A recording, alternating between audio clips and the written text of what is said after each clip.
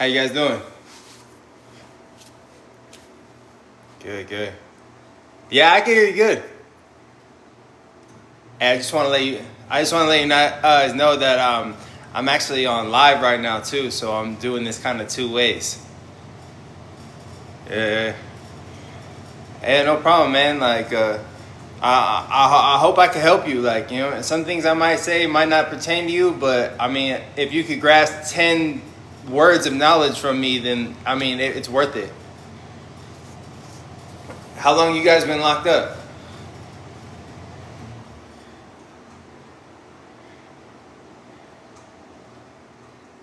Okay. Are you? Okay. What was your name? Bobby. Okay. What about you, man? 28 in, huh? About to get out.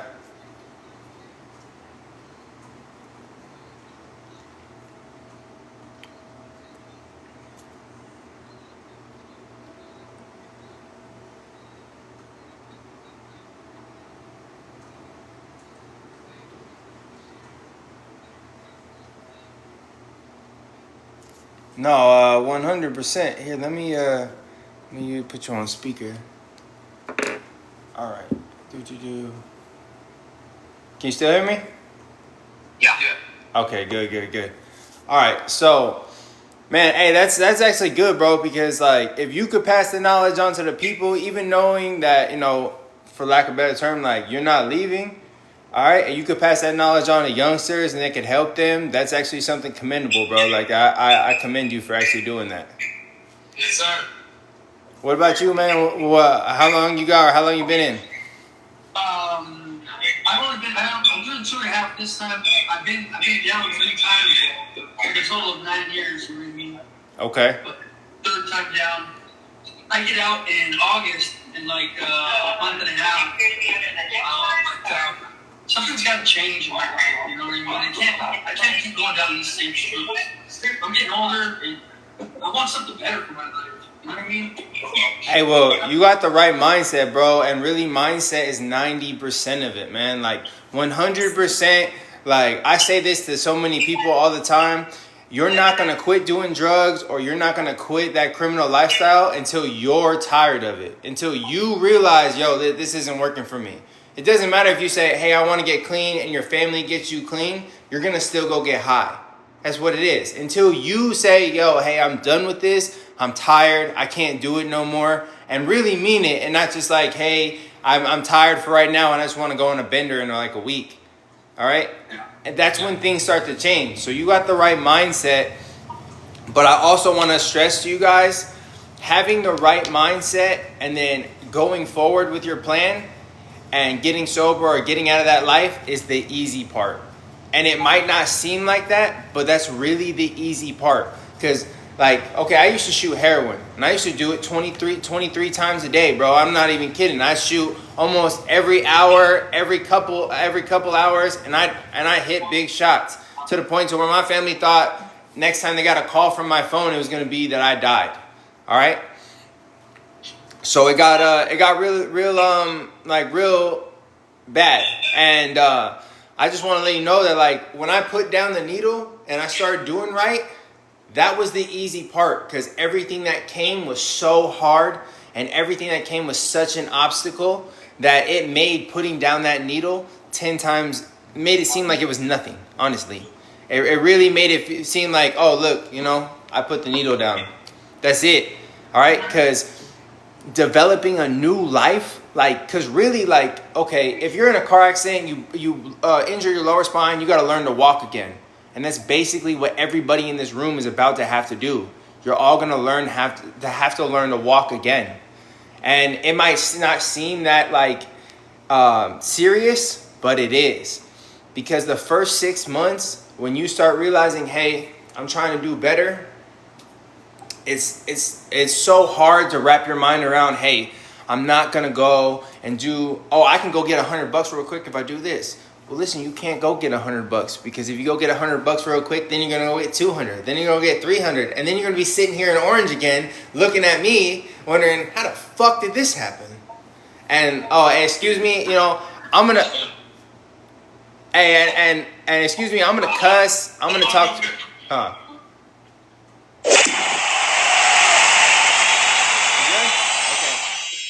Hey, so look, I'm gonna cuss. I'm gonna speak to you directly because there's no reason to bullshit. I'm gonna tell you what it is. I'm gonna talk how it is, exactly how I talk to people in the yard, and there's no reason for me to bullshit and be like, oh, everything's gonna be rainbows, because I'm telling you right now, it's fucking not. It's not, bro. That shit in there is easy. The only thing you gotta do in there is make sure you don't get stabbed every day, and that shit's not hard, and you can figure that shit out. You come up with a schedule, come up with a program, you're on it.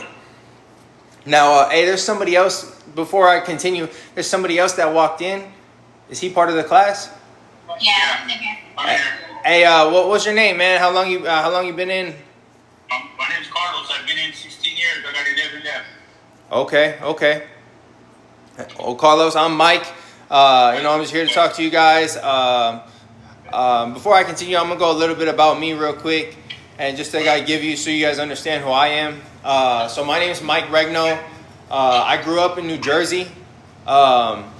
I grew up in Bergen County, New Jersey, in a little Italian neighborhood. Ran around. When I was a little kid, there was a bunch of criminal activity going around me. There's people in my family that worked with HA. There's people in my family that worked with other prominent people in different lines of crime. I'm not going to get into any names or anything like that, but it is what it is. And by the time I was 16, I was told, hey, listen, we need rent money, so you're going to go in this house and make sure nobody moves, and we're going to go get rent. And, I'm 16 years old. 17 years old, it was, here's the bag, we're going to go move this. And then by 18, I was on my own. By 19, I was moving to Key and I was doing my own thing. I went from New Jersey to Arizona. And as soon as I hit Arizona, it's free market out here in Arizona. That little bag, $10 thing doesn't happen out here. I just go right across the border and get it all. So I started doing that for a while. I got really big into the strip club scene. I had girls running in and out, doing everything, handling everything for me. When I was 21, I got arrested for conspiracy to solicit and CCE, which is controlling criminal enterprise.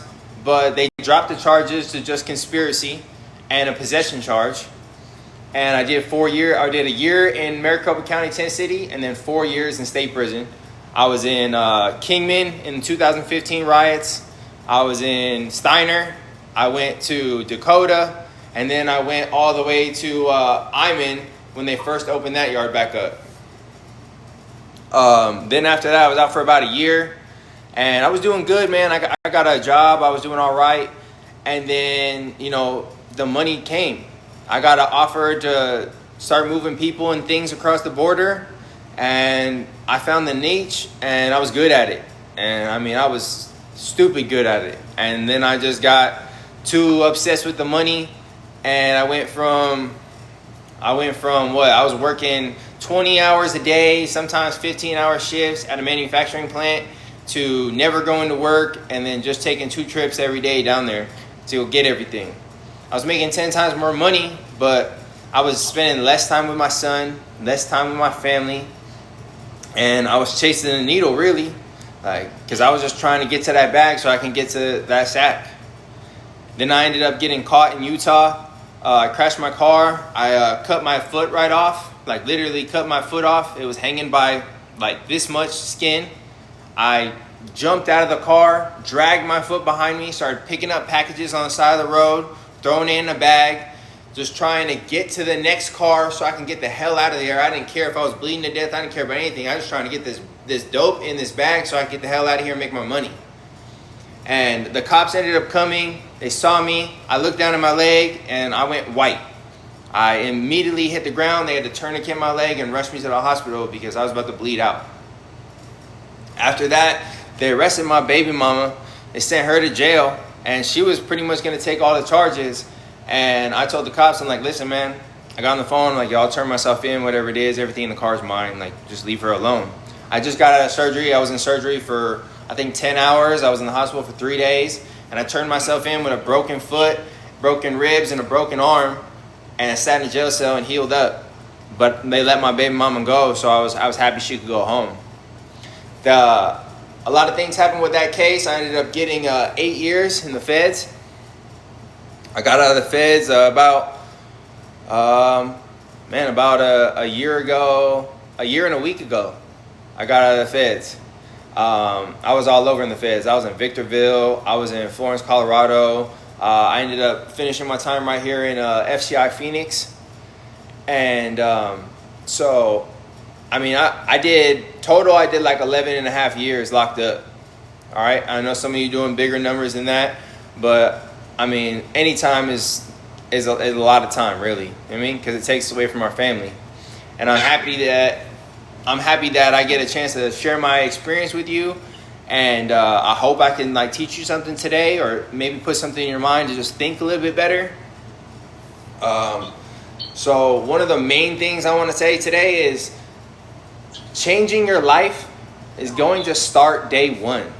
All right. If you say, hey, I'm getting out in 90 days, and you're like, I'll figure it out when I get out.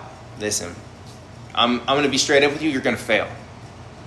If your plan is to figure out what you're going to do when you get out, you're going to fail. And I'm not going to sugarcoat it. I'm just be straight up with you.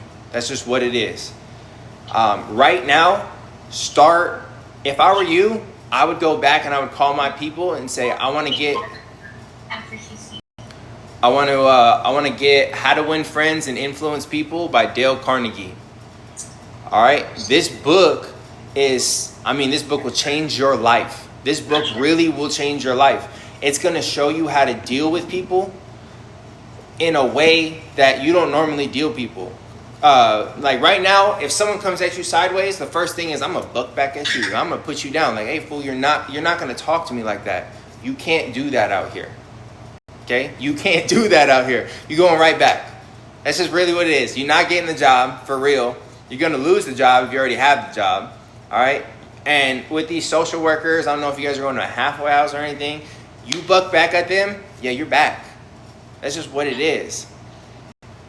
You got to kill these people with kindness. And you got to understand that, so there's dudes I'll call and I'll be talking to them and they'll be getting loud on the phone. And the first thing in my thought process is, listen, cell warrior, I'll come the fuck over there and I'll smack the shit out of you. You better calm the fuck down. And then I'm sitting there thinking like, yo, I already know what hard looks like. This fool's not hard. So then I start to laugh. I'm like, okay, sir, yeah, you're having a bad day. It's all good. I'm just trying to figure this out. Can we go ahead and figure this out? Or can we get my light bill paid or whatever it is? Can we go ahead and figure this out? And it just makes me laugh because people out here, they are so stressed and they're so too hard for the yard that it's like, bro, I've seen too hard for the yard. I've watched people get got, and if I don't say exactly what it is, it's because I'm on TikTok Live and they'll kick me off, just so you know. I saw people get got, and I've watched the dude, he's not coming back. He's in 100 pieces right here on the ground, and there's a pool around him.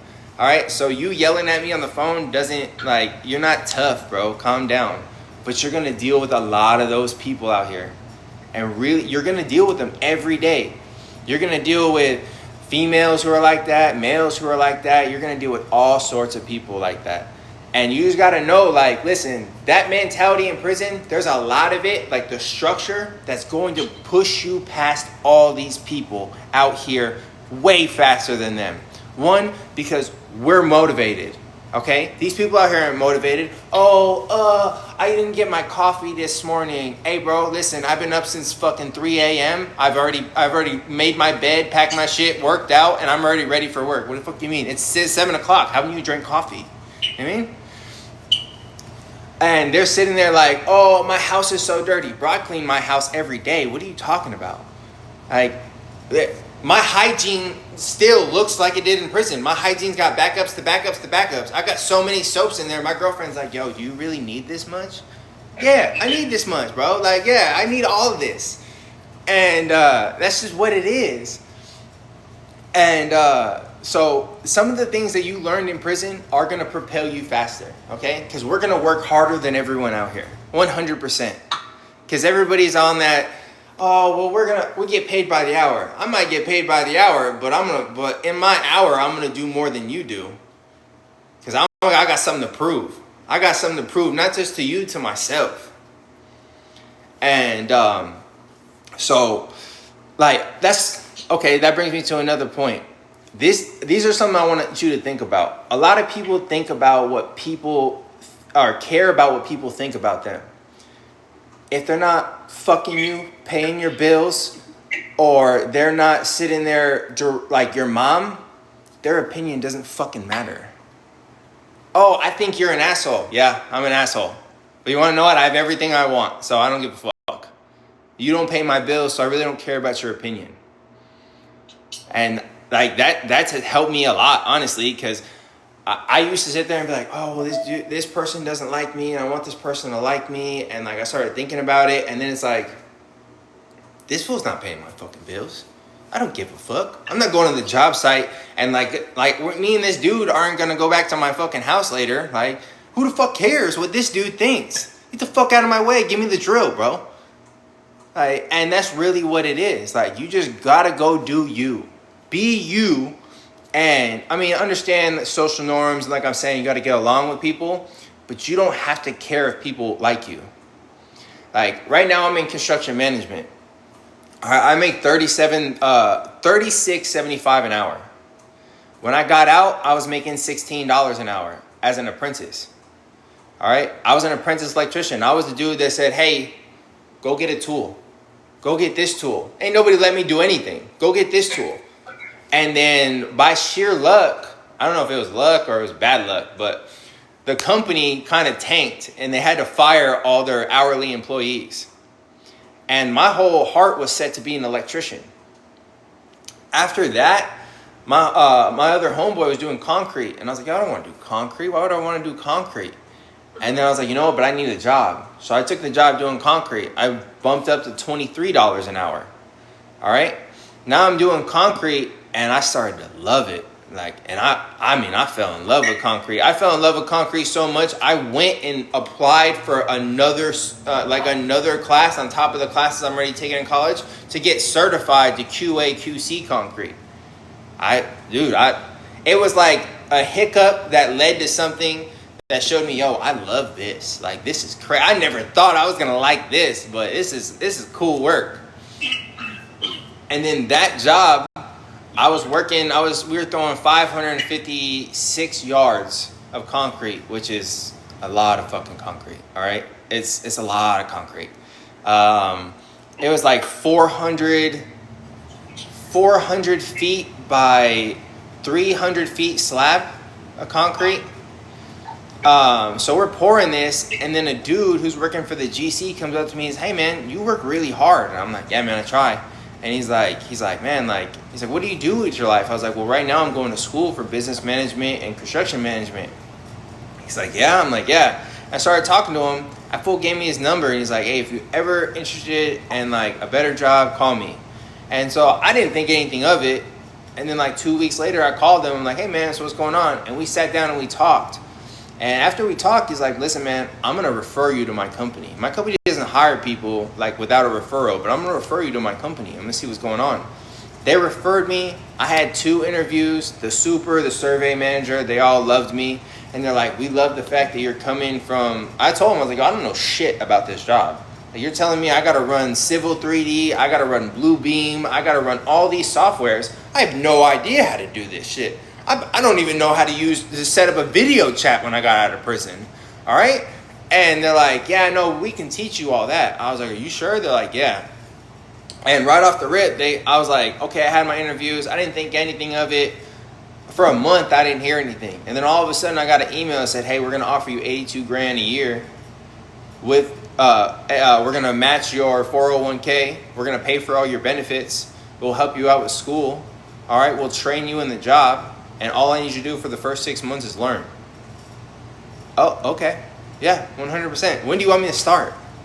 And it's been a great opportunity. Like now, I can build you a 3D model off Civil 3D from the ground up, and I've never done it before. It took me about a week to figure it out, but they also sat down right next to me and taught me. So I mean, it kind of sped me along. Like I'm not gonna say like I did it myself because I did not do shit myself. There was definitely somebody right here teaching me how to do it. Bless you. And then so like there's opportunity out there, and I want you to understand, like when you get out to go get a job, or you're talking to someone who's getting out to go get a job, if they tell you, hey look, we're gonna start you at $18 an hour, that doesn't mean that's what you're gonna be making for the rest of your life. All right? When you go get a job, I want you to look at benefits 100%. What kind of benefits do you offer? How much is your benefits a month? All right? And then, hey, if they're sitting there like, hey, okay, we'll offer you 23. Listen, all you're gonna have a phone when you get out, download ChatGPT. And everybody talks about, yo, don't use AI, da-da-da. Listen, ChatGPT is like the most miracle thing I've ever had in my life, because I'll sit there and be like, hey, Chat, I don't know how to write a resume. And I'll be like, I need you to break it down in the simplest dumb person terms in the world. And Chat will go and map it all out for me and help me. And like when I got out, and I mean, I might be the same for you. I'm not going to say it's not. But when I got out, everything that was common sense to everyone around me was not common sense to me. I was like the dumbest person in the room. They're like, oh yeah, just use your phone. Use my phone for what? How do I use the phone? I can tell you 100% that I sat there and got into screaming matches with my family, going back and forth and going crazy about this phone. And then I had to check myself. And that's something you're going to have to do too. You're going to have to check yourself, because you're going to get real frustrated.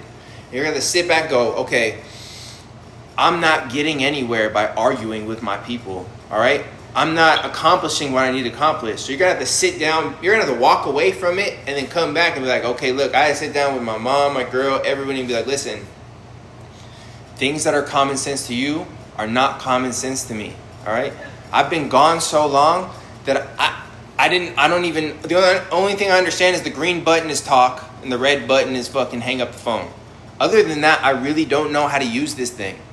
So when I call you and say, yo, I don't get it, don't say, oh, just do this, because that doesn't tell me anything. Explain it to me. And then when I sat down and I calmly talked to them, they're like, oh, you know what? I never thought about that. I didn't even realize like that you would be going through that. And then after that, we started having better communication. It was like, hey, listen, okay, you don't know how to do this? Here, let me show you. And then they would show me how to do it. And they would help me set things up. And then when they set it up, I was like, hey, just set this up. I was like, hold on. Don't just set that up. Show me how to set it up. Because if you just set it up, then I'm still in the same fucking spot. If you show me how to do it, I got this. And really, you're going to have to do that with a lot of things. And like, don't be discouraged, and don't feel like, don't feel like you're stupid, or like you be too prideful to ask questions. Like there's so many people who like, oh, I don't want to ask questions, I don't want to seem stupid. I ask the stupidest questions in the world sometimes. Like, I mean, I'll go into a meeting and they'll be like, yeah, so we're going to use the BYL4 panel. And it's going to be over here. And I'm just sitting there to talk for about 5 minutes. I was like, what the fuck is the BYL4 panel? And they're like, oh yeah. And they'll explain it. But there's 17 other dudes in the room who don't know the answer either. But they're scared to ask. And I'm just like, so I got all my notes. I just don't know what the fuck you're talking about. And they're like, oh, it's this. Okay, cool. And they'll be like, it's on this drawing. Go look at the plans. It's right here. Cool, thank you. Don't be afraid to ask that stupid question. Because really, the only stupid question you're not going to ask, the only stupid question you're going to have is the one that you don't ask, bro. Like, because you got to ask questions. You need to ask as many questions as possible. Yo, what's up, man? I don't mean to interrupt you. I just want to ask a question real quick. Yeah. How are the employers judging us with the ink and shit that we all got on us, man? Listen, bro. Tatted. Yeah. Full thing, bro. Full Yeah. thing. The only question I get asked is, hey, what's 5150? Yeah. That's it. And they're like, what's 5150? And then like people will be like, hey, is that Mickey Mouse a cover up? Yeah, it is. Yeah. And that's that they don't really trip, bro. Cause like I started off in like just low level construction. And now I'm in boardroom meetings with the city of Phoenix officials and people that are way out of my tax bracket. And they're not sitting there like, oh, this tatted dude. They're sitting there waiting for my opinion and waiting for me to talk to them. It's not the tattoos, it's the person and the mindset. If you walk in and you're like, hey fool, what's going on? Da da da da. Yeah. Get the fuck out of here, nobody cares. But if you walk in, you're like, listen, sir, and you walk in with confidence, you're like, hey, we are going to be running conduit from here to here to here, and we're going to be doing this, and you know what you're talking about because you did the homework, ain't nobody care that you're tatted. Gotcha. What's up, man? Thank you. Yeah, no problem, man. This is all great information. I mean, I love going to work, and I'm excited to get out, and I want to work hard to get a good job. My problem is I can't get to work because I'm high. How do I stay sober? How are you staying sober? Okay, so look, I've been sober 7 years, August 29th, this year. All right? And so the way that I stayed sober is, I mean, like I said, I got my foot chopped off. And that was kind of like a kick in the fucking nuts. I'm going to be honest with you. It's attached now, but it's still, I can't feel it. So it's like a Mr. Deeds foot. So what was your drug of choice? Methamphetamine. Meth. Okay, look. So my homeboy, he went the Suboxone route. Okay, even for meth, he went the Suboxone route, and he was on Suboxone the whole time he was locked up. And then when he got out, what he did is he took a strip and he cut it in half, and he took a half a strip in the morning and a half a strip at night, instead of taking that full strip because he didn't want to be dependent on that, just like he would be dependent on it. The hardest thing for you, man, is not, it shouldn't be how am I going to get to work and how am I going to stay sober. It should be like, just, you're going to stay sober. You know you're going to stay sober. You need to own that you're going to stay sober. But you also need to remember, like, listen, bro, I don't hang out with nobody that gets high. I've had homeboys who were like, hey, bro, you're doing good. It's amazing. Hey, bro, how are you doing? The first thing I ask somebody who hits me up from my past, hey, bro, how are you doing? Oh, I'm doing good, bro. You know, I was like, yeah, you sober and everything? Well, you know, I'm about a couple of days sober. We're done talking. I don't give a fuck if, like, everybody in your family died. I don't give a fuck if you got a sad story you want to tell me. I don't care about nothing. I don't care if I've known you for 30 years. Bye. Done. That's just what it is. You're getting high, you're going to fuck me up. I'm not going to fuck up for you because I have too much shit to accomplish. And that's really what it is. And like I said, bro, some people consider me a dick, but you specifically are going to have to be a dick to everyone around you because, so people call it selfish. I call it self-care. 100% you need to be selfish. All right? And like there's times where I got to tell my mama, hey, listen, I can't do that because I got to do this. But as soon as I get free time, I'll come help you.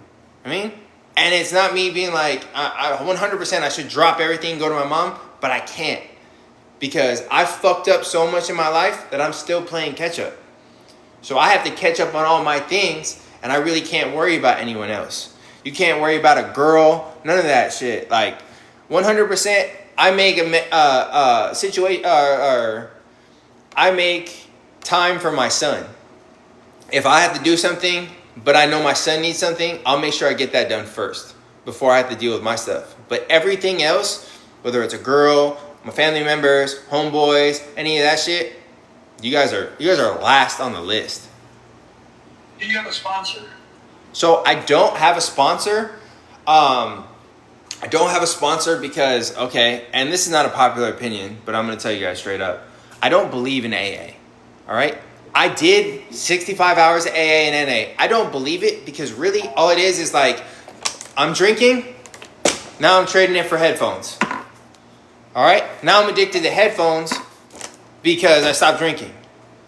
Trading one addiction for another doesn't do anything. All right?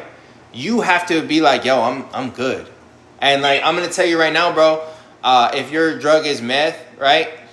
Smoking weed isn't an alternative.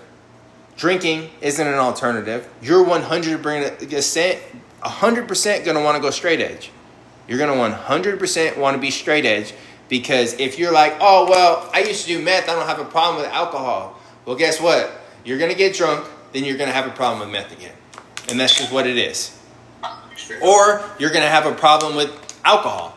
Either way, you're gonna continue that problem. You're going to have to develop the mindset that you're trying to achieve something. Like like give me a goal you have. I want to work for the railroad, like that kind of goal. Okay. To buy a house. Okay, so what are you gonna do when you get out to go work for the railroad? Do you have like an in there or something? I don't have it in there. I had an interview one time. I kind of blew it off. I've been taking these classes. It's called the Red Class. They do a lot of interviewing, teaching you how to interview, teaching you what to ask, how to act, but stuff like that. And I'm just taking classes. Okay. Well, it's good that you're taking classes. You're getting the knowledge. I'm gonna tell you honestly though. So you can go apply to the railroad 100%. Where are you going when you get out? You got a place, you got people, you got all that? Yeah, I'm going to Southford. I don't know if I'm in Southford, Arizona. Okay, you got people who are sober? Yes. Yes, it is. Okay. One person. Okay, are the people you're living with gonna be sober? Yes, that's the one person that is sober. Okay. You got family members who aren't sober? No, but they're not around. I mean, my mom and dad live 3 hours away. They're sober, but I hardly see them. I live in Southford with my girl by myself. She's sober. I'm gonna be sober when I get out. That's it. Everybody else around me that I know is a drug addict. You know what I mean?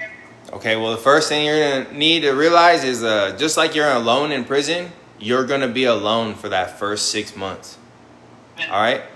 I want everyone in here to understand that when you get out of prison, that loneliness that you feel in prison is going to carry over for 6 months.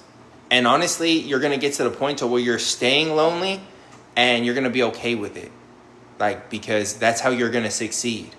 Like, I got a homeboy who's been out for 5 years.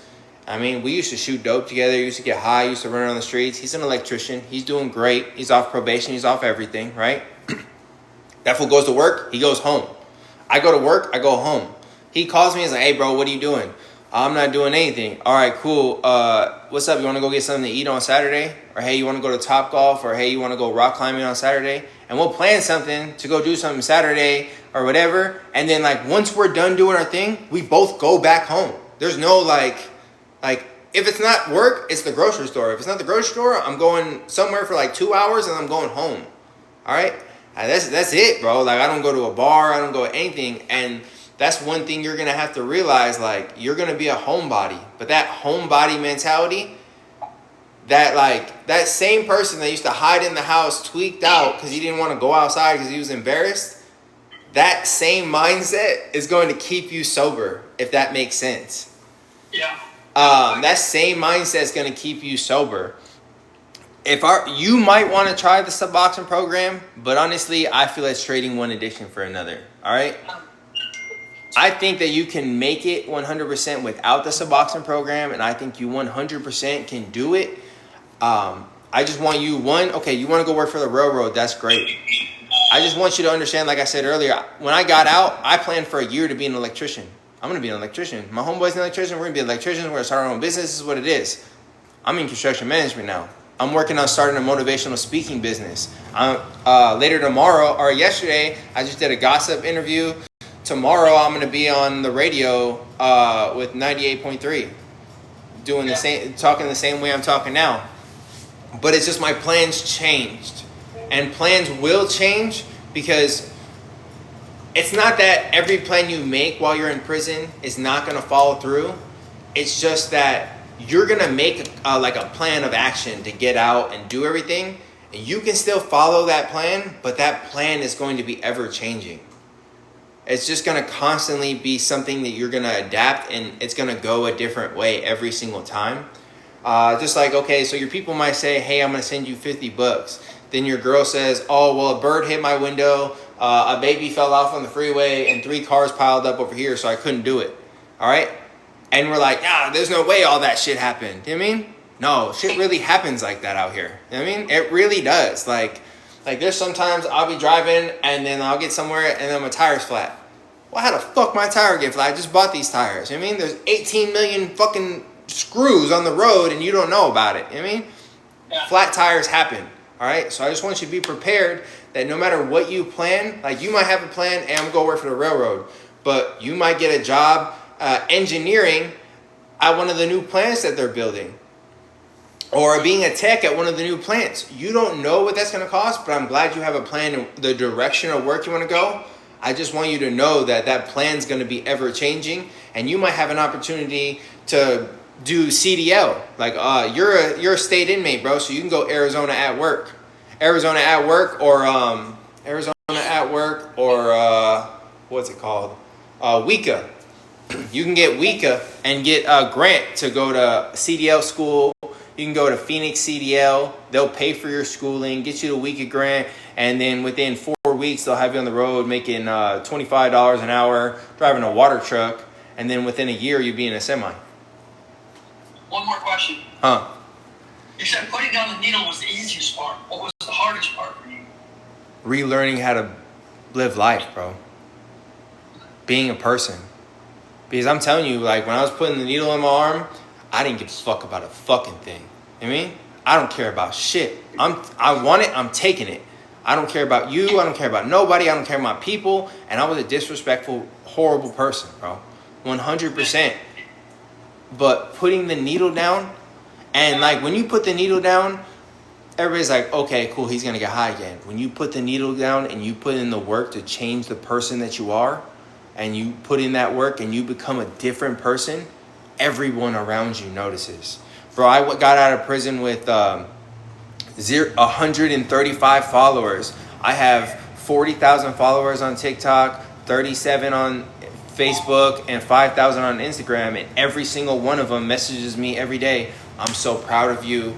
You're one of the few people I see changing. Your story's inspiring me. How can I do what you did? And like I'm reaching people because I did the work. And that work is so hard. I'm telling you, bro. Like there's days where you're gonna be like, well, fuck it, I could get high. But you wanna know what the thought process, see, in our minds as addicts, we always have that fuck it, I could get high. But as you evolve and as you're sober longer, there's another voice that happens. You can go, fuck it, I could get high. And then a voice goes, okay, so we get high today, all right? Then tomorrow, our PO comes and drug tests us. Then we go back to prison, all right? Say I make it through the 3 days and my PO doesn't drug test me. All right, well, I fucked up my sobriety. For those 3 days, I'm going to fuck up my productivity at work. Then my boss is going to notice. I might lose my job, okay? But now, okay, and none of that happens. Okay, well, fuck it, I'm going to get high. Oh, well, then I got to go spend $60 and I'm going to get high. All right, but then I spend $60 and I'm going to go high. Man, my light bill's due tomorrow. And then you start thinking as an adult, like, yo, I got all these fucked up things that are going to happen. I might say fucking get high and feel better now, but then I got just piled on 50 pounds of shit on my life. I don't have time for that 50 pounds of shit. Nah, fuck, I'll just be pissed off. I'll just sit here and I'll be pissed off. Fuck this shit. I'm not going to go get high. I'd rather be mad and just deal with a bullshit day than go get high, because then now I got to deal with 50 bullshit days because I got high. Yeah. And that's something that you have to train yourself to start thinking about, because not everybody has that thought process, man. Like not everybody sits there and goes, hey, I'm going to go get high. No, I'm not going to do that because, all right? That because is something you really have to focus on. There's books. So The Power of Now is a great book.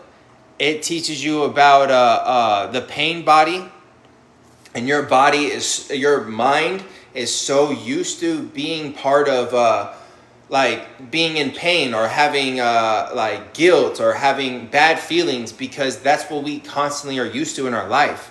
So it craves that. It's the same thing with an addiction. It's like your inner mind is addicted to feeling shitty.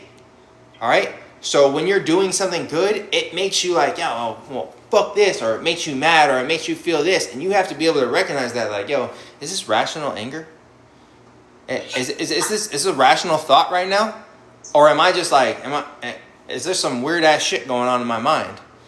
I'm telling you, like, I'm good at communicating to a point, but on the spot, I'm still bad at communicating. Like, I'll get to a point where somebody makes me mad and I start going off and I have to like stop mid-sentence, go, yo, there's no reason to be acting like this. I have to calm down and back up. And I'm pretty sure you're going to have to do the same thing.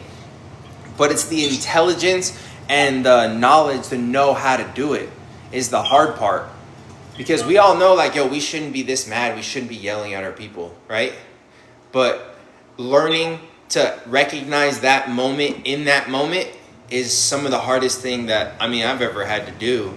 But I did it through books. I did it through How to Win Friends and Influence People. I did it through The Power of Now. I did it through Dark Psychology. I did it through Who Moved My Cheese. These books that I read. And honestly, you can download Audible and you get a free book every week, every month. And you can get more if you pay, but I'm cheap. I'm not paying for that shit. So I get one free book a month, and I just listen to it on the way to work. You know what I mean? It's an hour to work, so I listen to it on the way. And then on the way back from work, I just blare music, and I go to the gym. You know what I mean? Yeah, go ahead, man. Real quick, what do you recommend, man, as far as employment, man, how to go? Are they, like, hiring people pretty good out there, or is it difficult and discouraging and shit to try to get a job out there? So where are you going? Phoenix? I'm surprised. Surprise? Yeah. Oh, bro, listen, bro. You cool working construction? Yeah, I've done it before. Okay, listen, man. I'm trained to do everything else, man. All right, so 100% there's 1.5 million jobs for you, bro. Like, literally, they are building so much shit. Look, so my company is a GC. All we do is build, and we hire tradesmen to come do our stuff, right? Okay. We have so much work that we could not get another job for like 10 years and still be employed. Yeah. The concrete company that I just came from, they have a 10-year contract with TSMC and a 5-year contract with Intel. All right? There's so many companies that are hiring, and people are just getting the job and then quitting or whatever because they just can't hang. All right? Yeah. You walk in there, yo, listen, man. Yeah, I'm a felon, but I'm here to work. Teach me the job. And they're going to be like, all right, hell yeah. And you're going to go through like a little like probation, like suspect step where they're going to be like, all right, we're giving this fool a chance. We'll see what's up. But the moment you pick up a shovel or the moment you pick up an axe or a drill or whatever it is and you outwork these fools because they trained you and now you can overwork these fools, they're going to be like, hey, this motherfucker. Hell yeah. They're going to be like, hey, who's coming to the job? Hey, old boy's coming to the job. Fuck yeah, it's a good day. Let's go, bro. And they're gonna be on it. When I started in concrete, bro, I was the only white dude in concrete. Nobody spoke English. I didn't even know how to do my job because nobody could tell me how to do my job. Yeah. I watched YouTube videos to figure it out. Yeah. And then finally they put a dude on my crew who half spoke English, and so he started showing me. All right? By the end of the week, they're like, okay, man, you showed up every day. That's good, bro. By the end of the month, they're like, hey, white boy, come here. We're going to buy you lunch. You fucking work, bro. I'm like, fuck yeah, dude. Let's go. And that's how it is, bro. It doesn't matter language barrier. It doesn't matter where you're from. Hard work respects hard work, bro. If you go out there, there's 100 places that will hire you right now, but they want hard work. And if you go in there and you lollygag, you're gonna have a shitty experience, bro. But if you go in there and you work your ass off, you're gonna have a good time, man. You're gonna enjoy your job. You're gonna meet with people. You're gonna do good, man.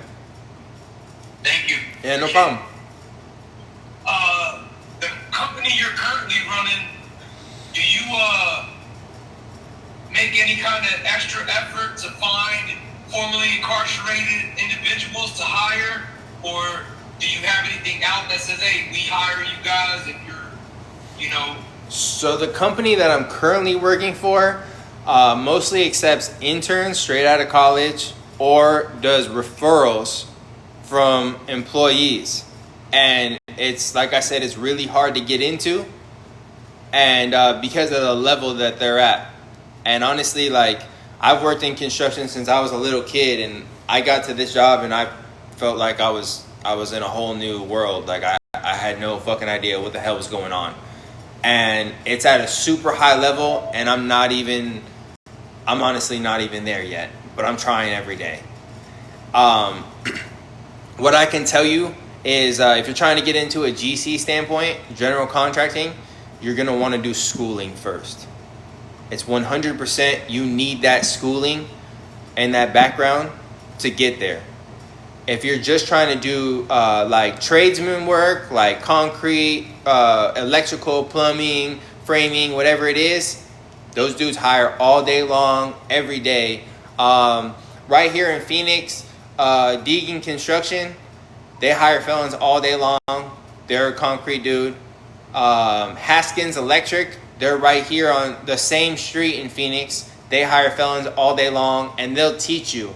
They'll 100% teach you, but they're going to teach you to, at Haskins, they're going to teach you to be a rough electrical for a residential, but they're going to tell you, look, we're going to teach you for 6 to 9 months. In 6 to 9 months, we expect you to be able to do a house by yourself. 2 houses a week. And they're going to pay you good to do it. But they're going to start... In the electrical college course here at Steiner, I'm doing the WBE stuff here for residential electrical. Okay. So if something were to change and I was to get out soon, that's what I would want to get into out there. Go to Haskins. Haskins Electric, bro. It's on 24th Avenue in McDowell. You can't miss it. 100%.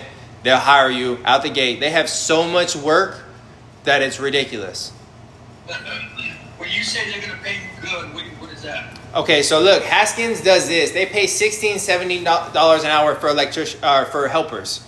All right, but while you're a helper, you're learning the trade, and during that time, you're gonna have to buy all your tools, your drills, your auger bits. You're gonna have to buy everything. All right, and I'm telling you, it's not cheap, bro. It's like $1,000 plus for the tools. All right, it's not cheap. But when you get hired there, they're going to give you a company van, all right, most of the time. So, and that means you go to the shop, you get the rough pack with all the wire and everything, and you go meet your lead out there at the job site because you work with the lead, all right, and he's going to teach you. In 6 to 9 months, you should be going on your own, which means you get piecework. Right now, my homeboy's doing piecework. He's making about $2,000 a week. Wow, good money. Okay, and concrete truck drivers, what do they make? Concrete truck drivers. So it's all CDL. If you go get your CDL and you go to Desert Ready Mix, and really 100%, if you're trying to do that, go to Desert Ready Mix. Don't go anywhere else. Go to find Desert Ready Mix. They'll pay for your fucking CDL, and they'll start you off at $30 an hour. Wow. Good money. So they start you off at $30 an hour as long as you pass the courses and everything. Sometimes if you really don't have the hours enough to pass the courses, they'll start you at 25, but still at 25, then you jump to 30. It's a real good job, 100%. And the only problem you're going to run into is you're going to have to get up at like midnight one night, and then the next night you're going to have to get up at 6 in the morning, and then the next night you're going to have to be at work at 5 at night because it's concrete, and concrete doesn't care what time you want to sleep. Concrete sets when it sets, and that's just what it is. But yeah, Desert Ready Mix is a great job. They definitely hire felons. They'll teach you. They'll get you your CDL, everything. Phoenix CDL will help you with the WEEK grant to get all that done. What else? If you want to, really like, if you want to do contracted work and you need a job right away, go to TSMC. TSMC hires temps all day long. And I'm going to tell you off the rip, though, TSMC will work you to death, okay? They're going to pay you like $23, $25 an hour, but they're going to work you to death. I'm talking about 80, 90 hours a week. They don't care if you slept. They don't care about shit. They're going to say, here's a monster, let's go. And but they're going to work you so much, and you're going to make money. And like the only problem with that is you can only do that for so long. You do that for 6 months, you need to go find a new job. I'm telling you right now, you're going to learn that working 75, 80 hours a week is not conducive to your rehabilitation. It's 100% you will get high again, you will fail, you will be sitting on the other side of the screen talking to me again. And that's just what it is. What I had to learn is when I worked at manufacturing, I worked 20 hours a day sometimes. I'm like, yeah, I'm making good ass money, I'm doing great. And then it went to, I just started getting high because I was so tired all the time. Now it's like, okay, I'm cool working 40 hours a week. I'm cool working 50 hours a week.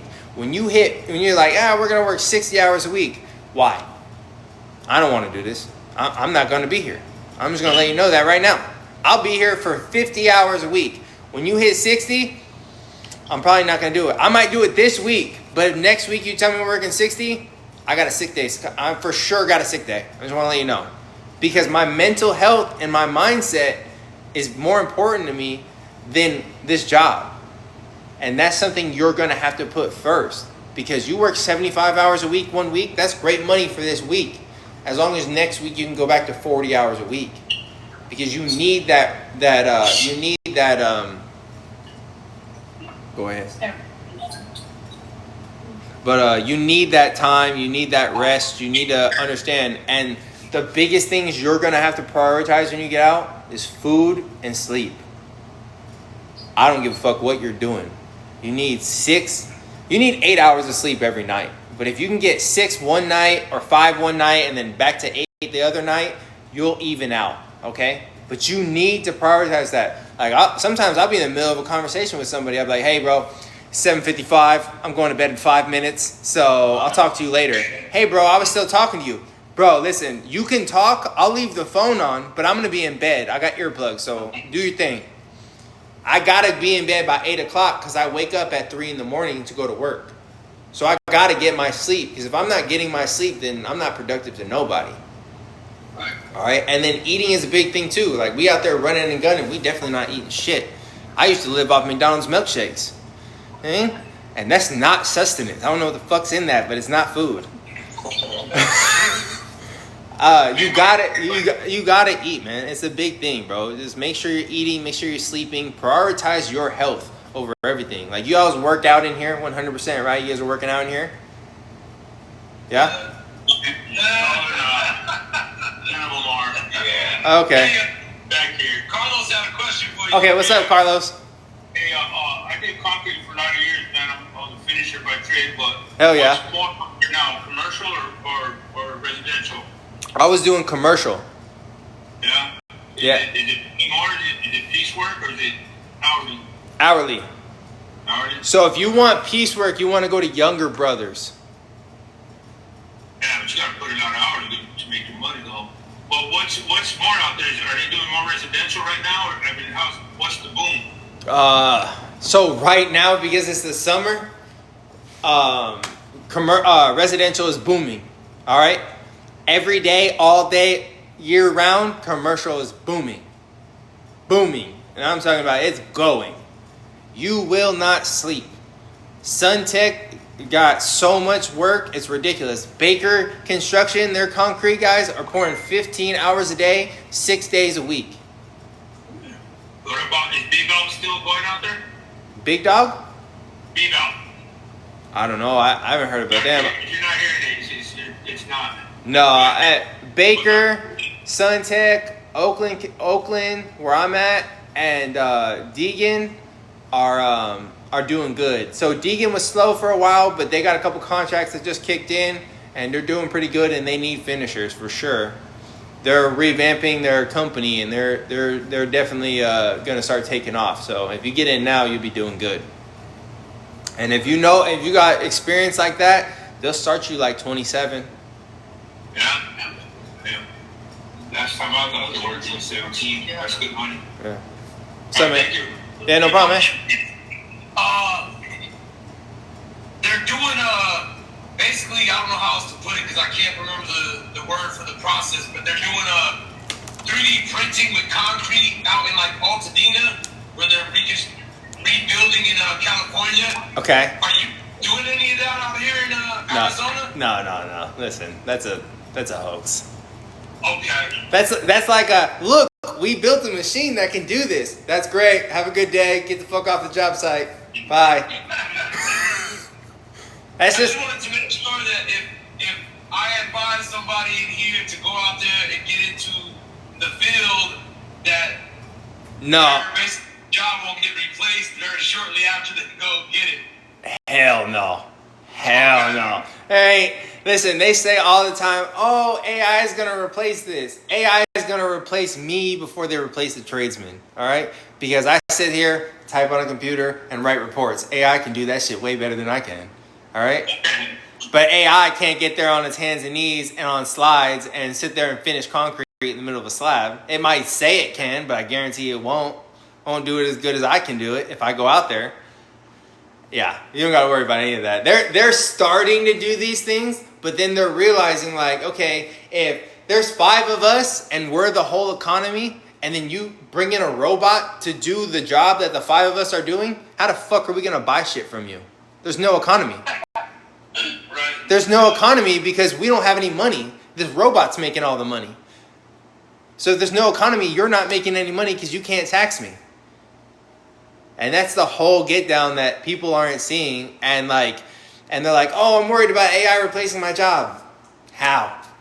If you make it so I can't make money, you can't tax me and you don't make any money. Good point. So you don't gotta worry about that 3D printing. People are doing it and it's pretty cool how they're doing it. And like it's more like really rich people who are like doing it, making their own houses and buildings and shit. But even if they lay the concrete 3D wise, they still have to pay the electricians and the framers and the carpenters and the plumbers to come in and frame the whole thing afterwards. So they didn't do anything but cut one dude out of the mix. And they probably paid more for that machine to do it than they just paid the dude. So, yeah, you don't got to worry about that. No one's going to take your job like that. Now,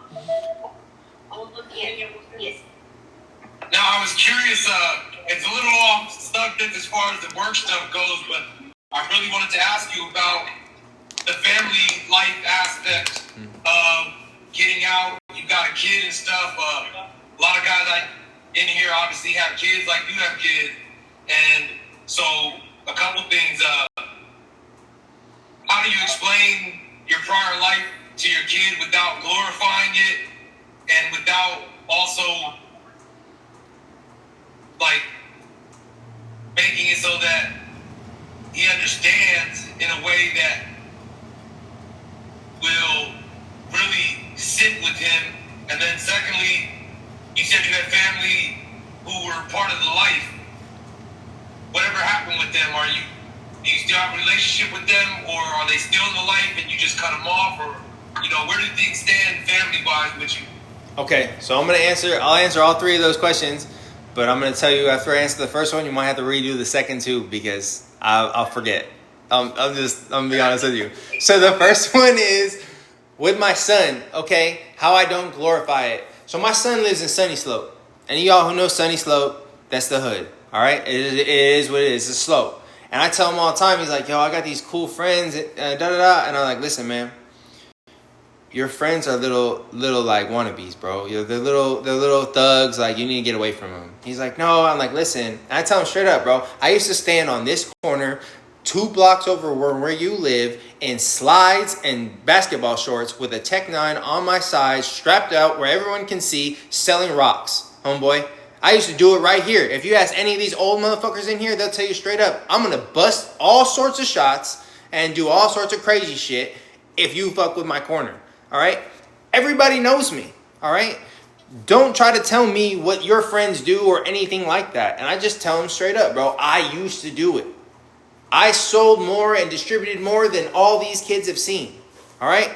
Go put them on a scale and you might get close to where I was at. All right? And I'm straight with him, bro. I was like, listen, I was a bad person. I did a lot of things. And I tell him straight up, like, I'm telling you, you shouldn't do this. I'm telling you, I'm going to give you the life that I didn't have. And I'm going to make sure you never have to do these things. And I tell him, listen, man, like, when he said, hey, do you know why I went to prison? He's like, because you got in a car crash? I'm like, look, I pull up the article because I made the news. I'm like, hey, man, this is what I did.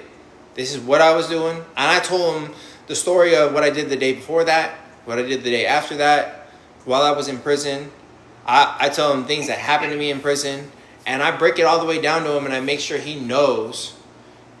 And I tell him directly. I don't really like, it's not a glorified way, but I make sure he knows the exact story and what happened. All right. And then I sit down and talk to him like, listen, man, all this happened to me, but it doesn't have to happen to you. All right.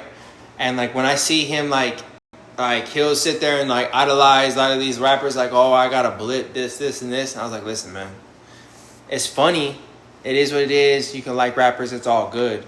But just understand that I lived that life. And all that did was I lost so much of my life. Like, I'm like, bro, you're 12. And I've only been in your life for 2 years. And it was like 9 months here, 3 months here, 4 months here. You know what I mean? Like, it wasn't a full time. And it's because I made those choices. And I just sit down and I talk to him and I make sure he knows nothing that I did is to be appreciated or even seen as a good thing. You need to understand I did bad and I paid for it. And when he does something and he says something that like, I'm like, yo, you could go to prison for it. I tell him straight up, I'm like, hey man, well, do you want to go to prison? And he's like, no. Okay, well listen, let's just go do school.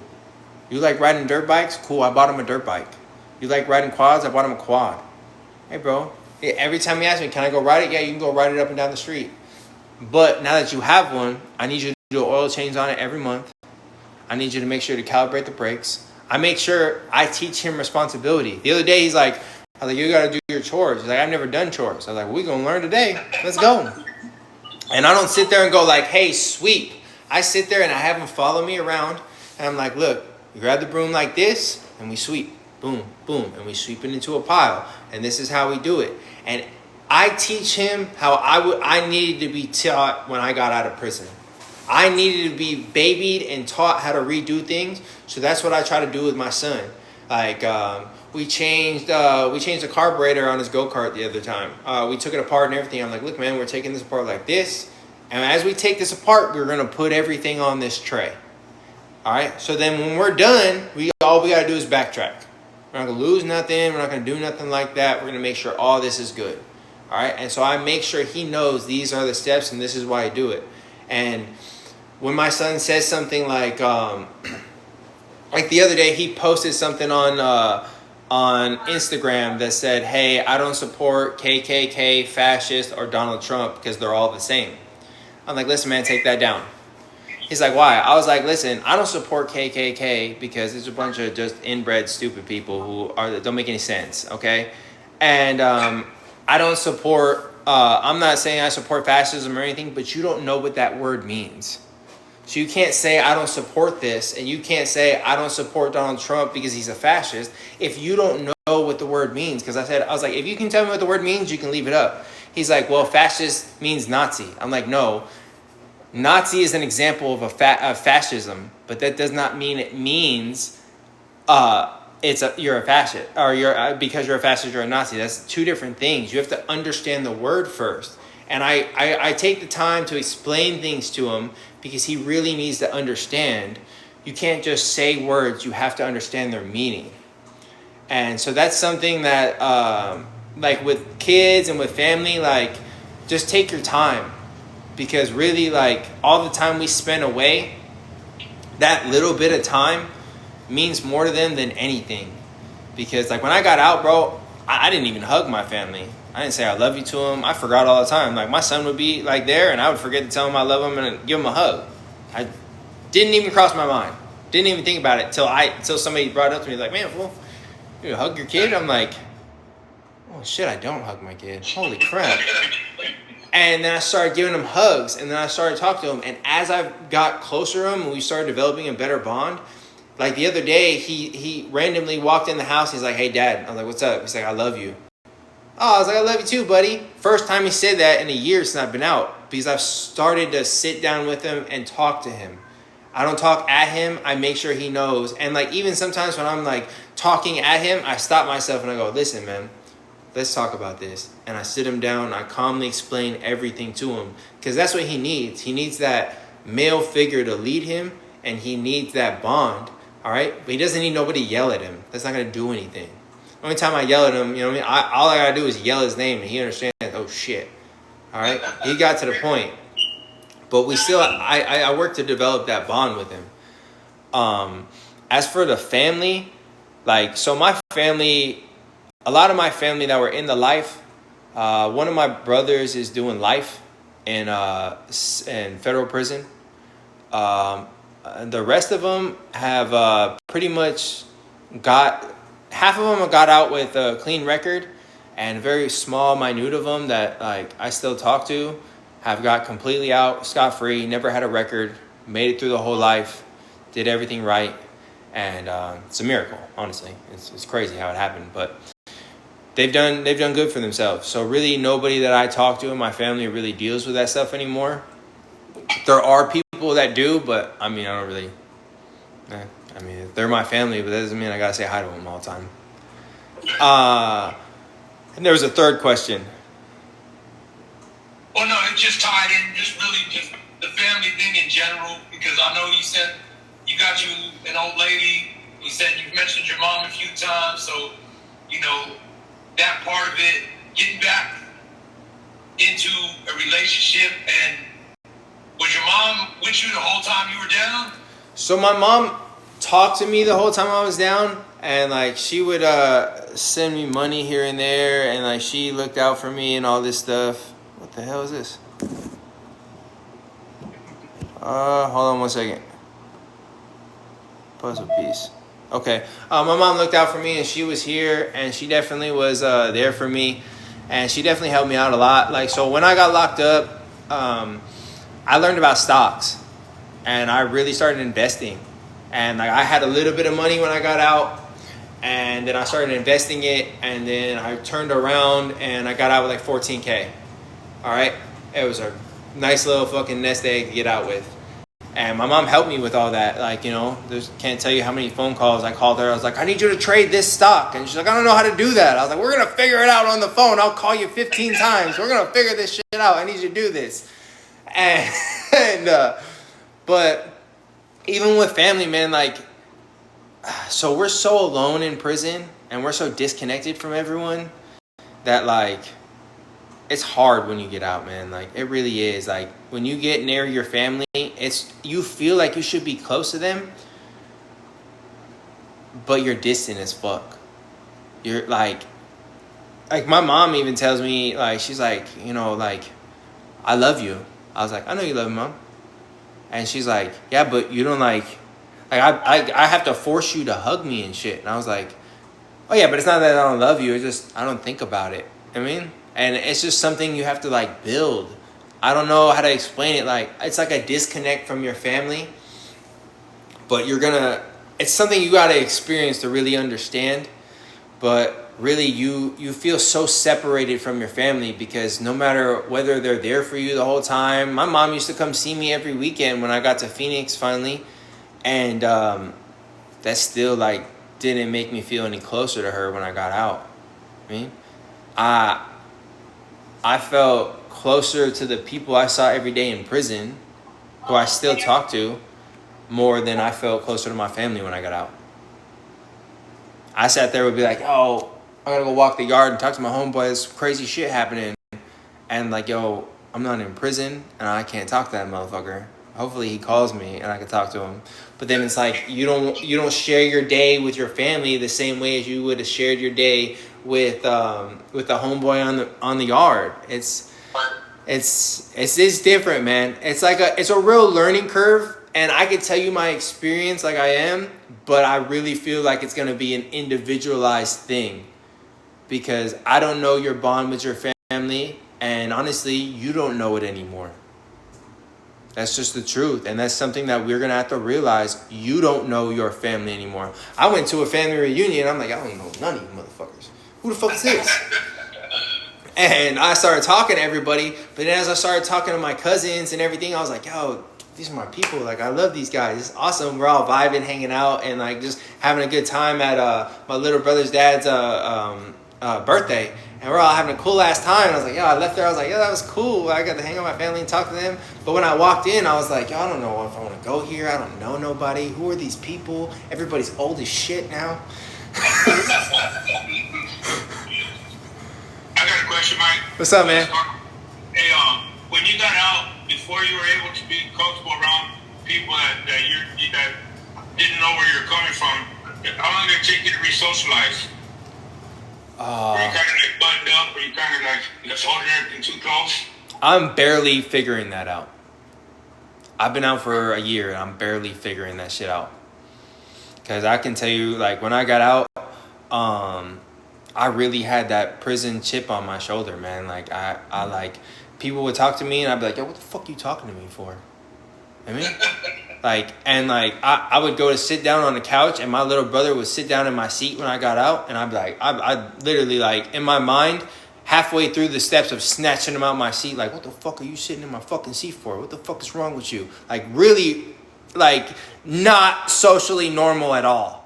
I mean, go to the grocery store and I'm just like, I'm sitting there trying to get out and, like, it's not, like, just same way you are in prison. It's not like you're sitting there, hey, excuse me, I'm trying to get through, excuse me, and these people are being rude and you're like, yo, listen, I don't know what fucking yard you were on, but excuse me is a real word. Get the, like, these are things that you say, please, thank you, move, please, all right? This is my lane. You shouldn't be this close to me at all.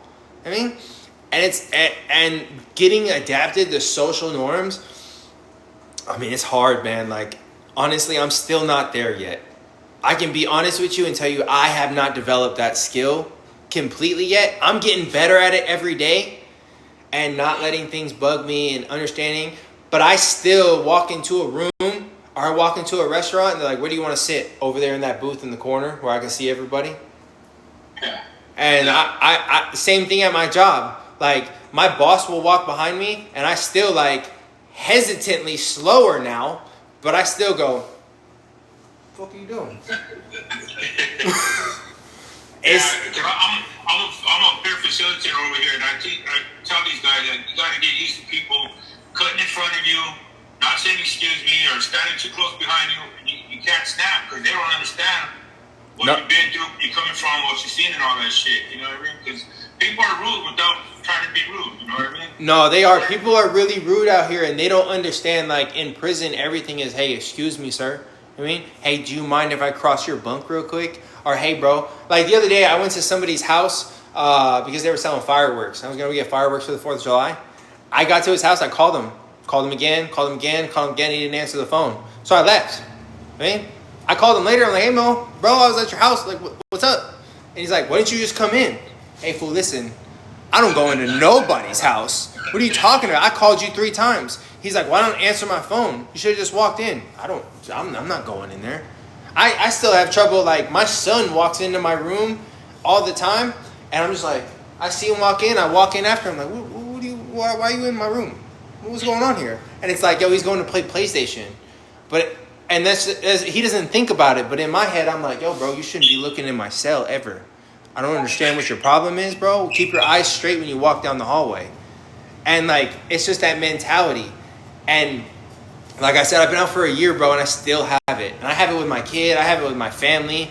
Like, I'll put stuff in the fridge, and I'll be like, who the hell touched my shit?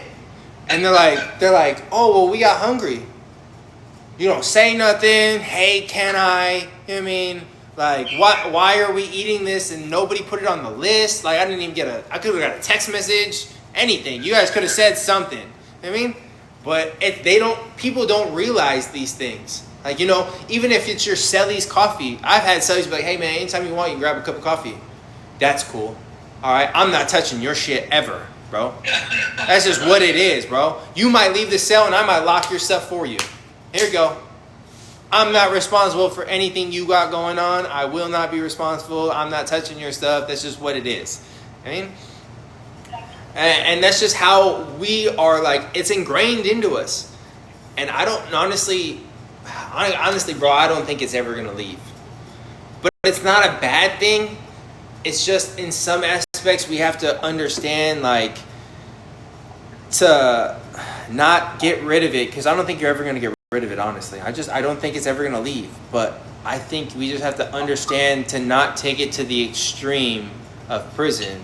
We can still have that, hey, I don't like you to, like, be in my room if I'm not in there. But we have to understand, like, people don't realize why. I mean, People just don't get it. Like, all the time, I set things certain ways. The same way I did in prison, I set things up, and then it's moved when I come back, and I freak out. Like, I don't freak out loud anymore, but I freak out in my head, and then I start touching everything, and I start checking everything, and I start counting all my stuff. And like, I'll come in the house, I'm like, hey man, there was 42 pieces of paper right here. Well, how do you know there's 42 pieces of paper here? Because I counted it when I put it here. There's only 43. There's only 41 now. Where's the other piece of paper? And they're like, is it this big of a deal? Yeah, because I put 42 here. Nothing should get touched. And like, I'm in my head, like, I'm arguing with myself in my head, like, yo, is this really a big deal? Or are we going to make this a big deal? Like, it's someone moved the paper. The cat could have moved the fucking paper. We don't know what happened here. Like, it's not that big of a deal. What was on the paper? Nothing? Then why are we tripping? I mean, Yeah. It's something I don't think is ever going to leave, like I said already. And like, but it's really hard, bro. Like, especially like when you start, like, if you guys go live with your kids or you live with your family, like, it's gonna be weird because you're gonna have to like understand how they do things.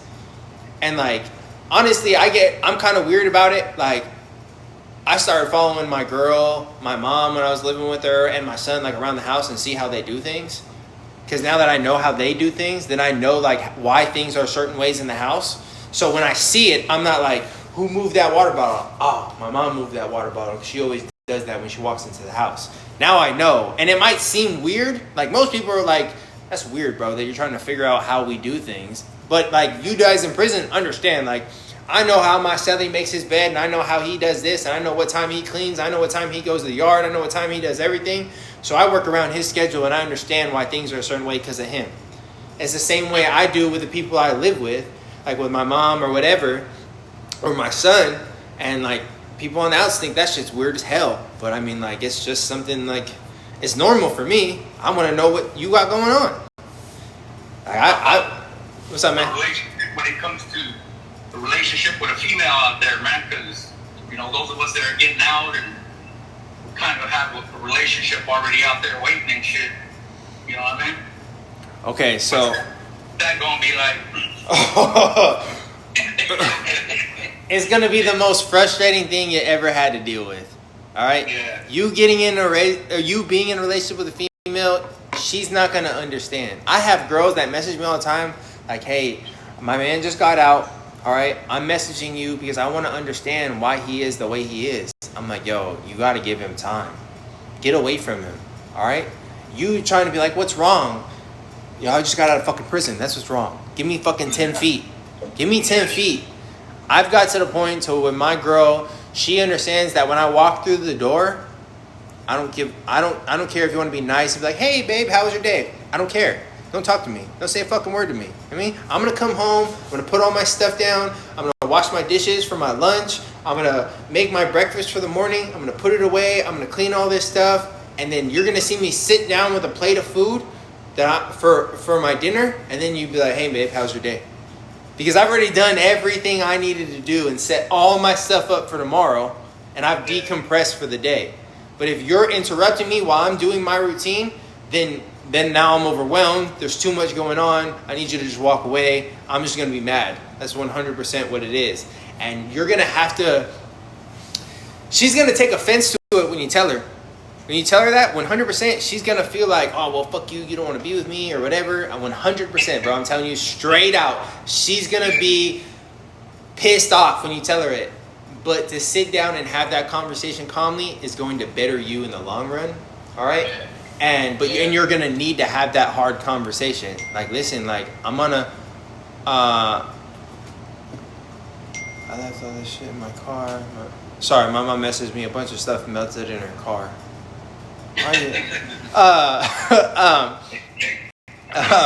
You're gonna have to have that hard conversation with your lady, and it's gonna be a struggle because it's like when you first meet a girl.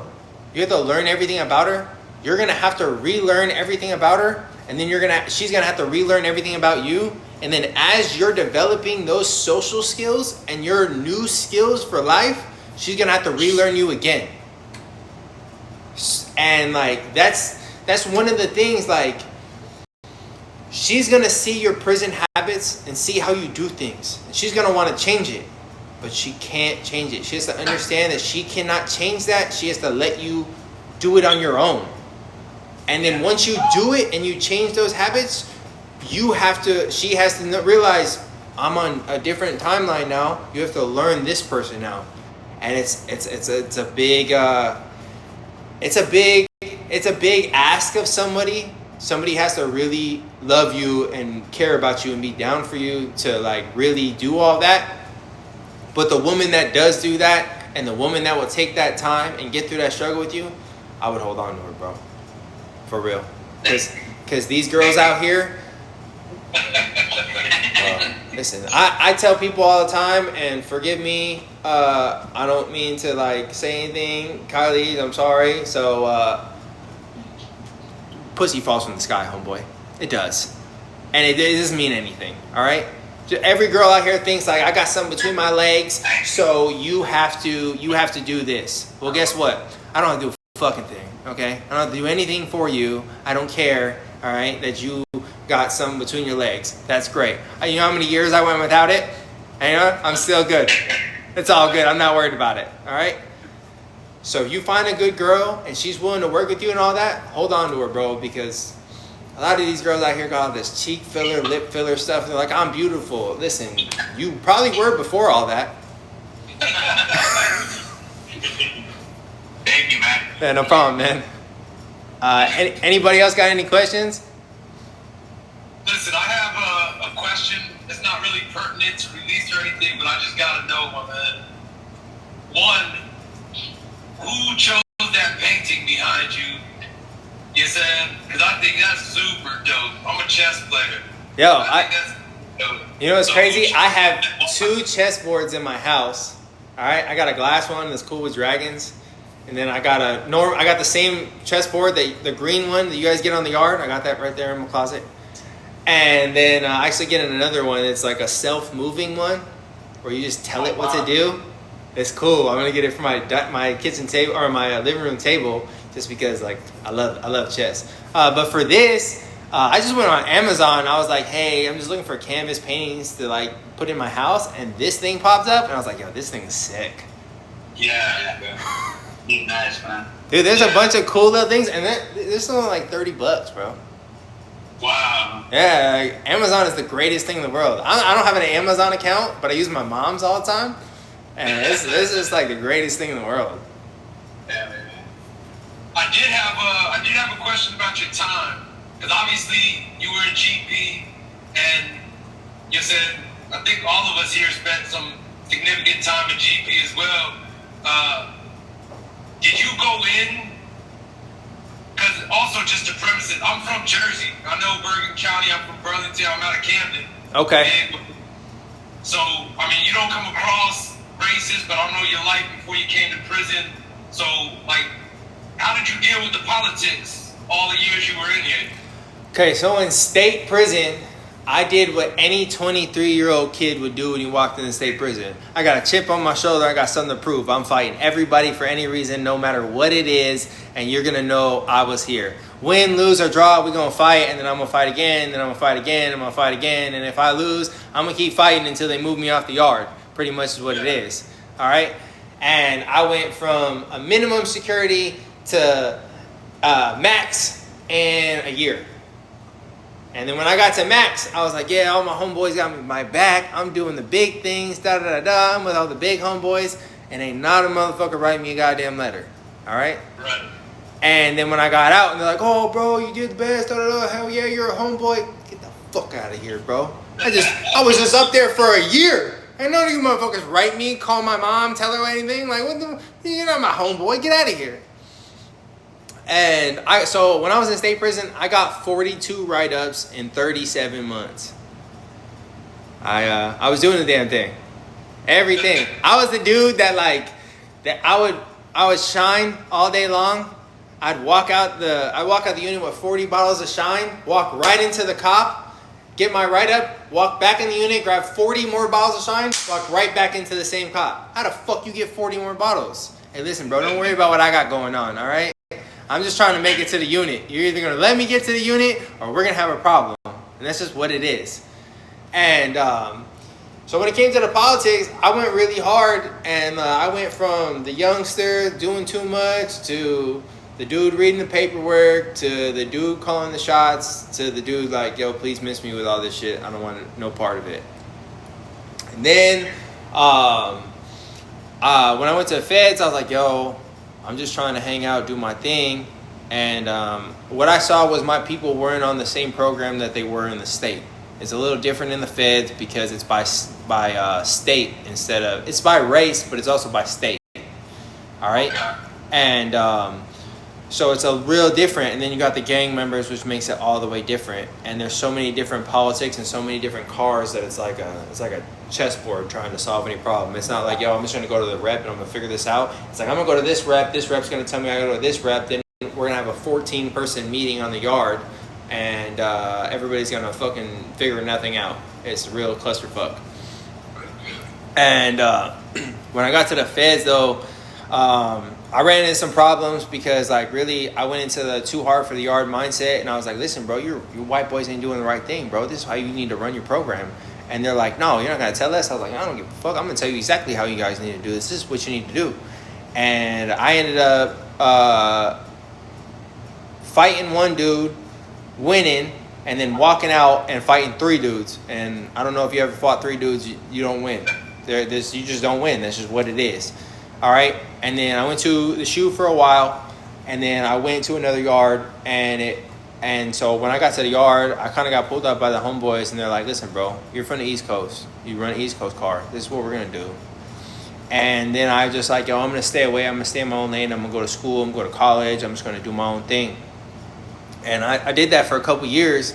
And then, like, as you know, like, the more you're on program and the more that you're doing right and the more that you're gain respect, responsibilities fall into your lap.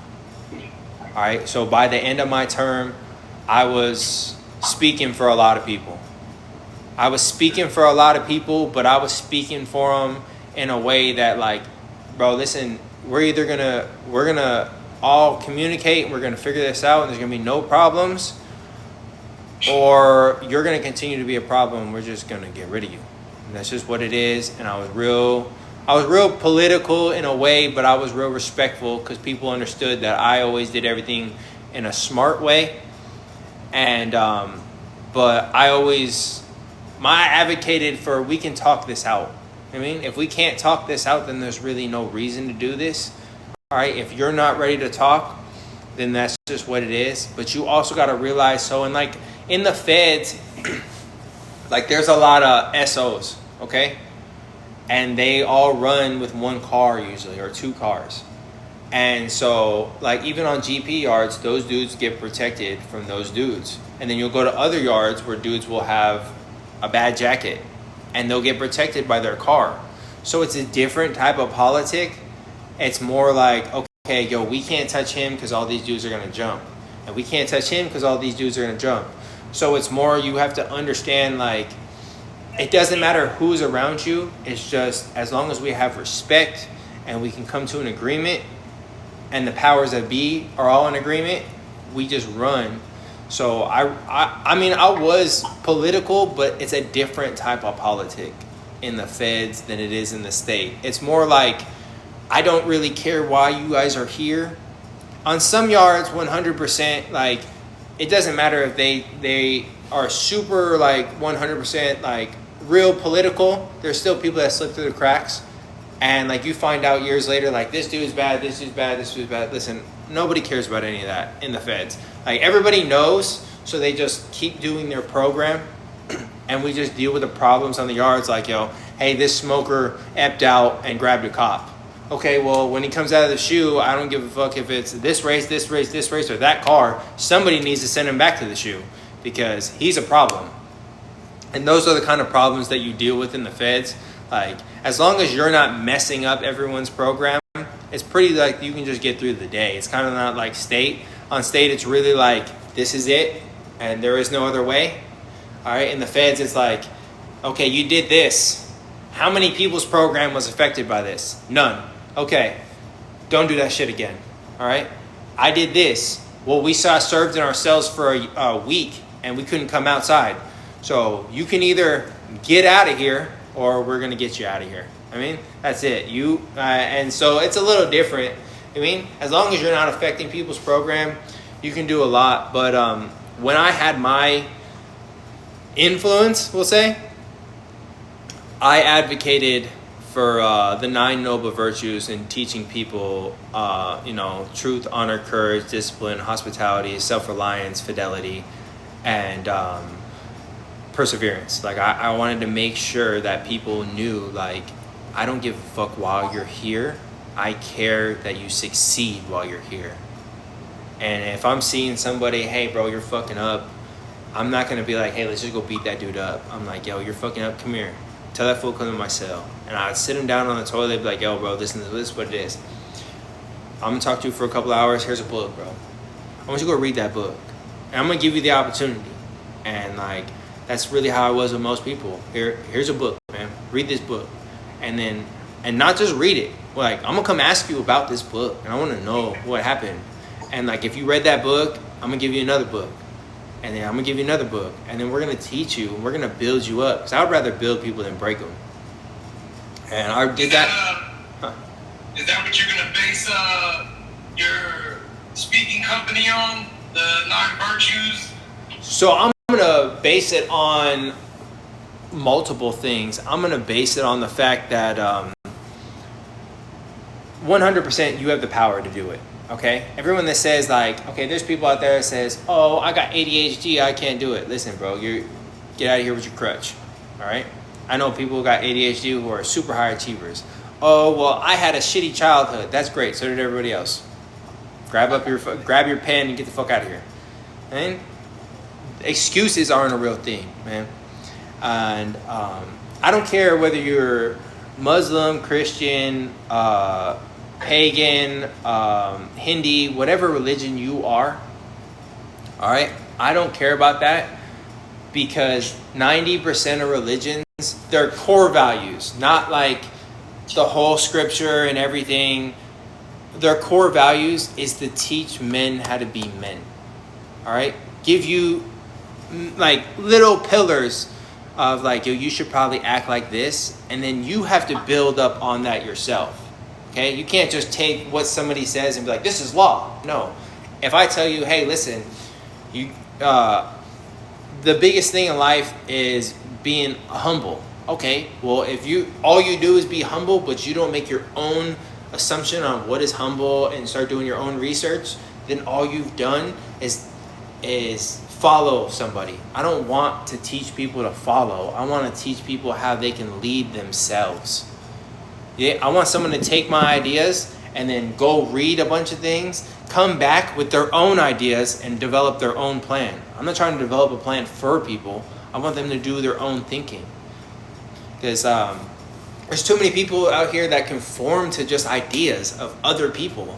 All right? They're just like, oh, somebody said I shouldn't like this person, so I don't like this person. Why don't you like that person? Tell me why.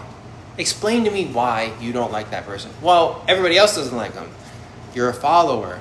I don't want you to be a follower. I want to build leaders. I want to help people become leaders. Because if someone says, yo, I don't agree with what you're saying, that's great. Tell me why you don't agree with what I'm saying. I don't agree because of this, this, and this. That's awesome that you don't agree, because we don't have the same opinion. If we have the same opinion on everything, guess what? You're not my friend. That's just what it is. I don't agree with half this shit my homeboy like says, but he's like my best friend. That fool's my brother. I've known him for like 15 years. But we have totally different opinions on life. And like, he calls me on my bullshit, and I call him on his bullshit, and we argue about shit, but that just makes it a better friendship.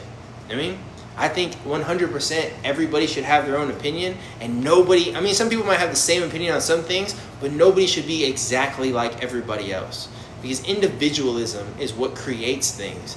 And that's just something that I really taught when I was in prison to the people that I was teaching. And that's something I want to bring to outside and teach to people, because I feel like, just like I said, man, too many people are like, yeah, it's great. Why is it great? Give me an explanation. Just a little bit. I mean, 2 words explained besides it's great. I got a question. I kind of missed the beginning. Where'd you grow up at? Oh, so I grew up in Bergen County, New Jersey, Lodi, New Jersey. It's I'm like 30 minutes from the George Washington Bridge. Right across from Delaware, or what? No, the George Washington Bridge is 30 minutes from New York City. Oh, right on the other side. Yeah. All the way in the top, bro. Like I'm like 10 minutes from Newark. I'm way in the top. I'm on the other side near Trenton. Oh, okay. Yeah. I got family down there in Tom's River. All right. Yeah. I got family in Tom's River, and then Passaic. That's it. All right. Does anybody else got any questions or anything I can help you with or thinking about?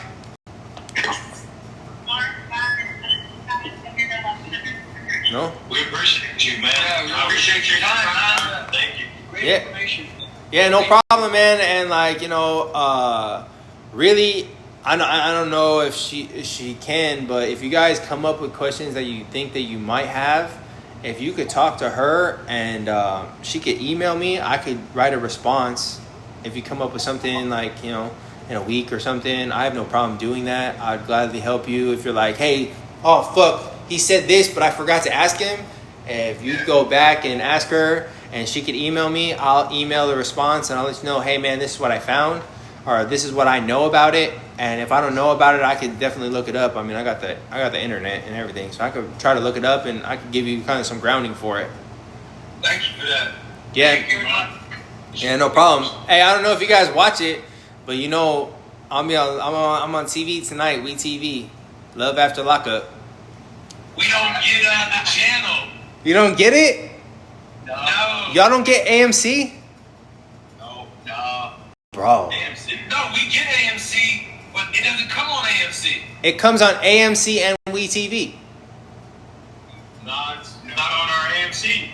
Oh, it might be on AMC. Maybe it's on AMC Plus. I think it's on. I thought it was on TLC. Yeah. No, it's on WeTV, not TLC, and it's on AMC. We're gonna have to try to check that out, cause Yeah. check it out there, man. Yeah, for sure. Like, yeah, I'm gonna be on tonight, but I'm on every Friday night. And like I said, man, I wish you guys the best. I really hope that you guys succeed. And like, I hope I gave you, even if I gave you 10 words that resonate with you, I'm happy to do it. And I really appreciate your guys' time. And I hope you guys have a great day, man. I got one more question real quick, Mike. Yeah, what's up, man? How long did it take when you got out before you decided to get into the relationship? So when I got out, I was married. 100%. So like I got married while I was in prison. And yeah, so right out the gate I was in a relationship. But I could tell you this, like I told old boy over here, like my wife 100% did not understand that I needed to do me. She was ready to dump life on top of me and say, I need you to fix this. Yo, I don't even know how to stand yet. I don't even know like how to put my shoes on yet. And you want me to do this? I can't deal with it. And 100% she took offense to it. Like I didn't want to be with her, or like I was neglecting her. And it's not that I was neglecting her. Our people all gotta realize like you at least need 6 months. If you're in a relationship, you need to understand, like, tell them, like, I need 6 months. And it's not 6 months to go find a new girl. It's 6 months to get yourself in check. 6 months to understand you. Because you don't understand you. I mean, there's so much you're going to learn when you get out that, like, you're going to be a totally different person in a month. It's real crazy. And like I told old boy, man, like, if you find a girl or you have a girl now and she understands, hey, babe, I need 6 months. I'm not going to date nobody. It's nothing like that. I just need 6 months to get my life together before I can deal with anything you got going on. And I mean, I would hold that girl for forever. I would never let that girl go. But if you don't have a relationship, I would tell you at least give yourself 6 months to get on your feet and figure out life. All right? And like 100% at least 6 months, bro. Because there's so much that's going to happen to you. It's really crazy, bro, like how much is going to happen and how much is going to happen in the first month. And a lot of relearning is going to happen, and just You need time for you. Be selfish when you get out. I don't care if like someone's like, bro, I need your help. That's great, bro. Wish you the best. Bye. That's just what it is. Be selfish. Yeah, what's up, man? When all that went down with your wife, how'd you not snap? How'd you not deal with that? What did you lean on to move forward? So like I said, not come back. So like I said, man, like I emotional intelligence, bro. Like I read so many good books that like taught me about myself, and they taught me about so many different people. And being in the feds, bro, like it's different than the state. In the state, you're around most people who are all in Arizona. All right. In the feds, you're around like people from Georgia, Texas, Colorado. You're from so many different states. You see how so many different people move. It's like you're working a psych case study all day long, because you're watching people move from different ways, and you're seeing so many different people. And it's like you can almost, by the time you get out of the feds, bro, you can see what people are about to do before they do it. It's weird. I had to explain that, but you just start to read people so well. So like with my wife and her, the way she did and everything, it's more like just I knew kind of how it was gonna go, and I know when people are lying, and so it's like it's not that big of a deal. I mean, like if someone can't be honest with me, then why waste my energy? What is me gonna get mad gonna do? I'm gonna get mad and I'm gonna yell. Now I lost my composure.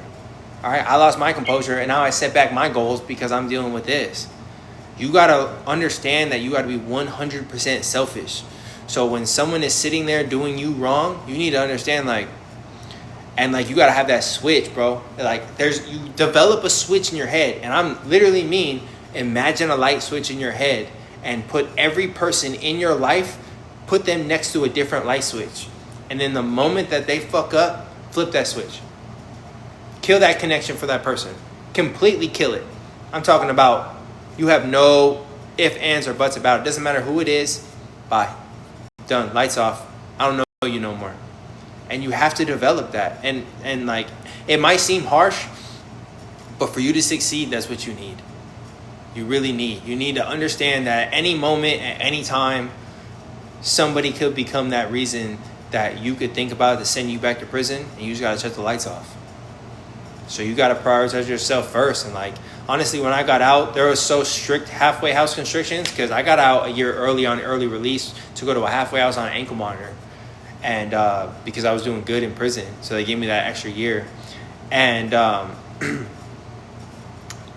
they had so strict restrictions that I didn't want to fuck up. So I didn't care about anything else except for my success. And like, some people might think that's the wrong thing, but I hope that all of you take that one thing that I just said. I didn't care about nothing else but my success. And that's what you need to do. Don't care about another fucking person in your life. I mean, you got kids, care about them, obviously, but ain't nobody else more important than you. Because if you don't succeed, your kids don't succeed. If you don't succeed, guess what? You back in orange. What the fuck does that do? If somebody pisses you off, you get mad, or your wife, your girl, whatever makes you mad, and you pop off at the mouth, you guys argue, you lose credibility, you go off the deep end, you go back to prison. You want to know what your wife's going to be doing, or your girl's going to be doing? Getting dicked down by the next Joe. And that's really what it is. So why should a person who's not going to be there for me, and who's not going to make sure that I'm doing good, and who's going to hinder my ability, dominate and somehow influence what I'm going to do? They shouldn't. You're the only one who's got control of it. You're the only one who can influence yourself. And if you let somebody else get into your space and influence you, or somehow set you off, then all you're doing is proving that you don't got your self-control. You're proving that somebody else is more important than you. And if somebody else is more important than you, then why don't you just stay in orange? Thanks. Sure. Yep.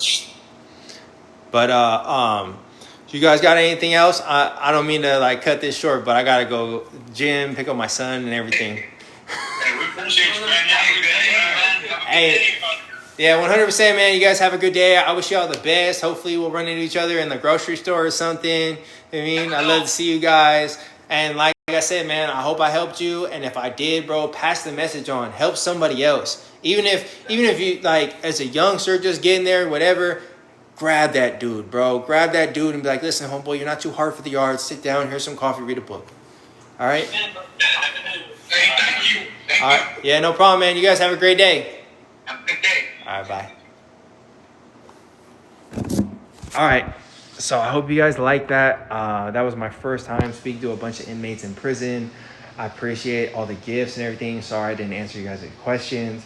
But that was really my first time reaching out to people and being able to help some people in prison. They're all getting out in 90 days. And like I feel like I helped somebody. And I feel like I did something good. And I appreciate y'all for being here and watching my live. And if anyone who's listening develops any sort of intelligence or like helpful mindset from what I said, I really appreciate like you listening and being able to help you. And I hope you guys all have a great day. I'm gonna go pick up my little man. You guys see y'all later.